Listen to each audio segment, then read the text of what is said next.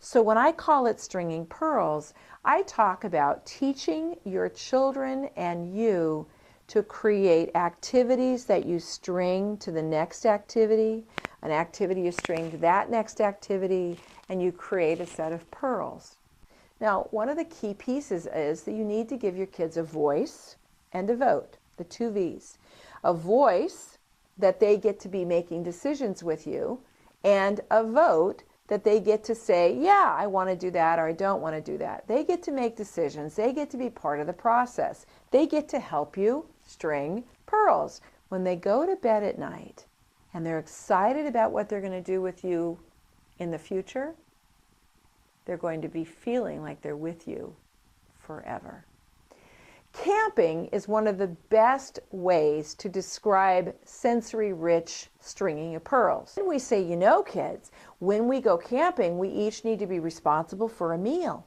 Let's talk about what we can have. Now, I had a dad who had a small car, and he took his kids camping, and he sat down with them and said, you know, kids, we don't have a lot of room in the car to take all the food and everything else, so we need to figure out what you guys want to have, and if there's anything we can't get at the store up there, then we'll get it before we go. And then everything else we'll buy up there so we don't have to worry about all the stuff filling the car up.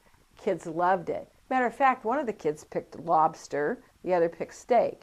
Called up to the store, you have lobster by chance? No. So they brought the lobster, but they did have the steak. And so the kids strung pearls, thinking about what they were going to do, and enjoyed the competition that they needed to have with each other to figure out what kind of meal they were going to have. Now, you don't have to go camping to string pearls. You can string pearls in the kitchen by cooking together. You can string pearls for holidays by building activities, putting things together, making food, taking cards, singing to senior citizens. It doesn't matter. You can string all those activities out. You can go to Michael's and you can get a craft and do that together or bring it home. Kids will string pearls with the most inconsequential things that you think needs to be big. As a matter of fact, when I talk about being with your children, I'm not just talking about being physically present. I'm talking about being emotionally present.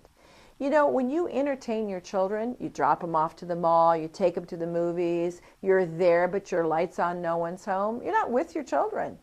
When you're stringing pearls with your children, though, you're with your children. It's very hard for parents to be focused on the fight if they're stringing pearls with the children. And you'll find that the more you string pearls with your children and you get amazing responses from your children, they're so excited. They love reading with you. You set up a reading bed in the corner of the house on Friday nights, and it's sleeping bags and blankets, and you read stories, or you watch a movie together, or you make popcorn. Those are simple things that don't cost any money. You can walk the mall. You can walk the dog. There's things you can do that you can get excited over together, depending on the age of your children. Now, when you've got older children, stringing pearls can still work. I had a dad that had been in conflict for 7 years.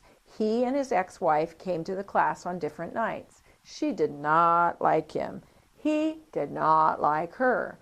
But he really wasn't close to his boys, and Mom felt like she was always having to protect the children. Dad loved the concept of stringing pearls. So what happened was, in a three-wheel accident, he actually rolled and broke his collarbone. They were going to go up to Oregon to their cabin during the summer, and the boys were going to go with him. And so he started saying, you know, I need your help because I can't lift I can't get the trailer ready and grease the wheels, and you guys need to load the vehicles, sand toys and all that other stuff. He sent me this wonderful card, and I still laugh about it. He said, stringing pearls is a little feminine, but the concept is amazing. And he told me that when he came back, his boys said, Dad, we're going to do that next year, right? We're going to do it at Christmas, right? He said it changed his life. He had been at odds with his ex for 7 years and wasn't close to his kids. His collarbone forced him to have the kids help him. He became a little helpless, and it helped. So it could be any age children. Little ones, you can read stories, chain events, do all sorts of transition activities with them. Older children, you can have those different concepts. I told Dad, I said, you can string tools if you want to. but the concept of stringing pearls, everybody gets.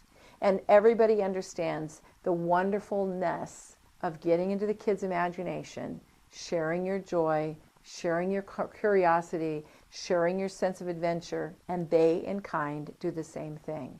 So what activities can you string pearls with? And I want to remind you that stringing pearls is one of the most powerful things you can do with your children. When I understood it only took one parent to end the conflict, when I understood and became committed to parenting to the 100th power, when I understood how to string pearls with my children, when I understood how to do something different, distancing myself, create a distraction, when I understood the 8 steps of empathy, I turned my life around. My kids and I became like that.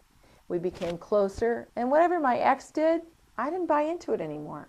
I didn't feel obligated to react. See if it doesn't make a difference in the way you feel about your connection with your children and the distancing you're able to do with the other parent. I look forward to seeing you in another course or on the blog. And thanks for all of your time and your genuine answers. And I wish you the best time stringing pearls with your children.